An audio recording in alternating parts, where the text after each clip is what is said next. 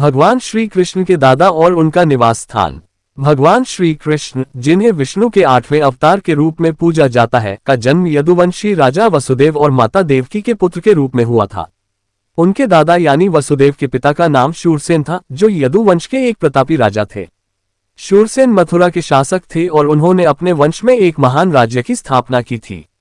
शूरसेन कौन थे? शूरसेन राजा यदुवंशी वंश के प्रमुख और प्रतापी राजा थे। वे काशी के राजा के दामाद थे और उनके वंशज आगे चलकर यादव कुल के महान योद्धा बने। उन्होंने मथुरा को अपनी राजधानी बनाया और वहां से शासन किया। शूरसेन बहुत ही धर्मपरायण, न्यायप्रिय और पराक्रमी राजा थे।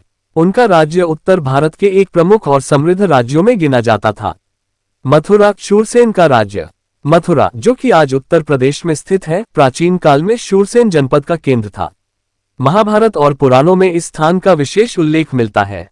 यह नगरी केवल राजनीतिक और सैन्य दृष्टि से ही नहीं, बल्कि धार्मिक, सांस्कृतिक और आर्थिक रूप से भी अत्यंत महत्वपूर्ण थी।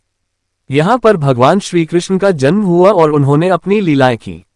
शूरसेन जनपद का नाम राजा शूरसेन के नाम पर पड़ा था और यह राज्य भारत के 16 महाजनपदों में से एक था।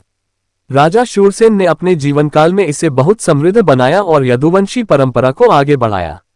श्री कृष्ण के नाना देवक के बारे में। भगवान श्री कृष्ण की माता देवकी के पिता का नाम देवक था। वे भी यादव वंश के ही एक शक्तिशाली राजा थे।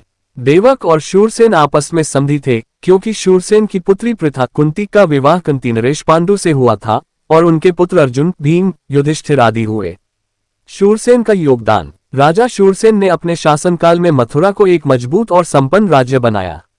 उनके समय में यादव वंश बहुत शक्तिशाली था और कई छोटे छोटे राज्यों पर शासन करता था। उन्होंने धर्म और नीति का पालन करते हुए न्यायपूर्ण शासन किया। निष्कर्ष: भगवान श्री कृष्ण के दादा राजा शूरसेन थे, जो मथुरा के शासक थे। उनका राज्य बहुत ही समृद्ध और शक्तिशाली था। उन्होंने यादव वंश को आगे बढ़ाया और अपने राज्य की रक्षा की। उनके वंशजों में वसुदेव, श्री कृष्ण, बलराम और अनेक महान योद्धा उत्पन्न हुए।